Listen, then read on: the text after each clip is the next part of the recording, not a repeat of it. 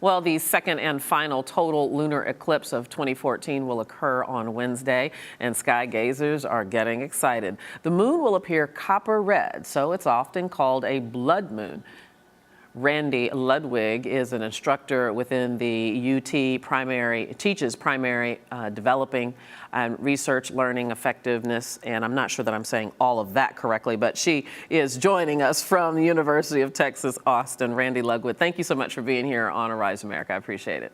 Hi, it's good to be here. And forgive me for bungling your title there. First of all, let me just ask you the simple question. What exactly is the blood moon? So the blood moon is just a particular kind of lunar eclipse. So a lunar eclipse happens anytime the Earth is passing, or the moon is passing behind the Earth into the Earth's shadow. And so the moon appears to go dark essentially for a period whenever the sun and the moon and the Earth are aligned just right, which only happens a couple times a year usually.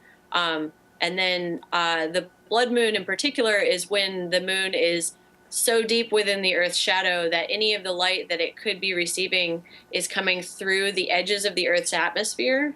So normally when you look up in the sky and you see the sun, you're looking directly up, and so you're not looking through very much air. But when you see the sun at like sunrise, you're looking through a lot more air, and that's part of the reason why the sunrise or the sunset, either one, appears much redder. So the same thing is essentially happening on the moon. All of that red light is being refracted through the Earth's atmosphere and making it to the moon. And so essentially the moon is basically seeing all the sunrises and sunsets on the Earth at the same time.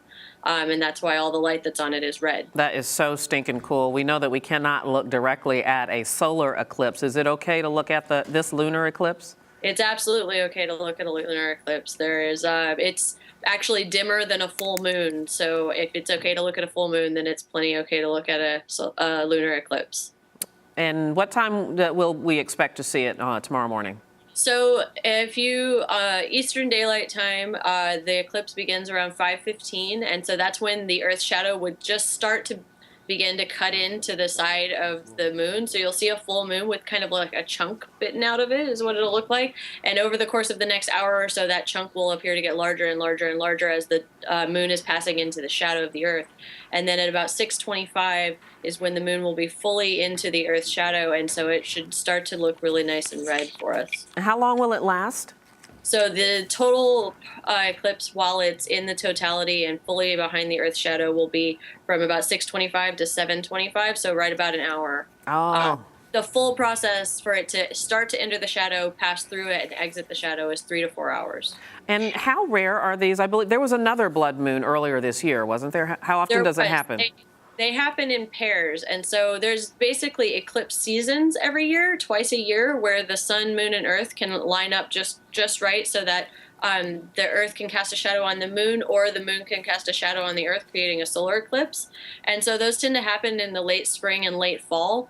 And anytime there's one or the other, if you have a lunar eclipse, there will probably be an associated solar eclipse 2 weeks later when the moon is on the other side of the Earth and then blocking out part of the light from the sun that's reaching the Earth. Such a cool looking thing. I hope people who don't have overcast skies can look up and see it. And everybody it's nighttime for tomorrow morning. So basically the entire United States and Atlantic Ocean, North and South America and Atlantic Ocean will be able to see this eclipse. The other side of the world, unfortunately, will be daytime, and so they won't be able to see it. But I don't know if this makes me a nerd, but that is so cool.